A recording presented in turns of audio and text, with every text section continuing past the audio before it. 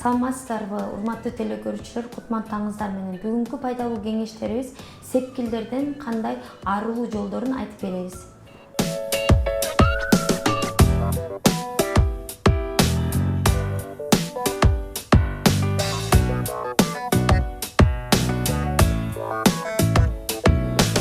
Биз кадимки эле кивини алып туруп, бетибизге легкий пилинг, ферментативный пилинг кылып койсок болот да.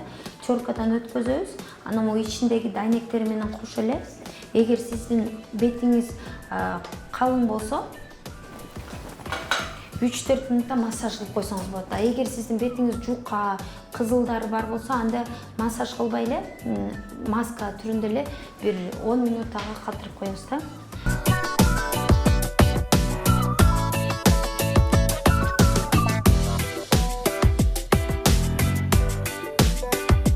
Ичинде ферменттер көп, кивинин ичинде жана шашлык жасаганда, шашлыктын ичине салып койгондо бул этти жумшартат да, кадимкидей катуучу.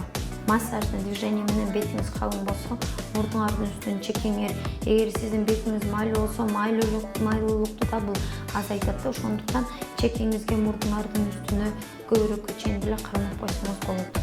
Бир 3-4 мүнөттө массаж кылып, 10 мүнөттө коюп коесуз. Анан маска кылганда ары бери басып жүргөндө эле анча жакшы эмес да. Маска кылган жатсаң, ошондо жер таркы менен ылдый болуп жакшыраак сиңирет. Эгер сиз басып жүрө берсеңер, анча жакшы сиңирилбей калат. Ошон үчүн маска кылган убакта жатыш керек. Бир 15-20 мүнөт болсо дагы.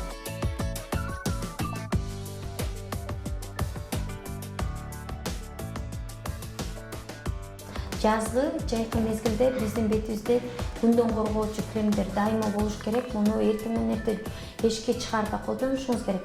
Андан тышкары айтып кетчү нерсе, жазында, жайында агартуучу кремдерди такыр эле колдонгонго болбойт.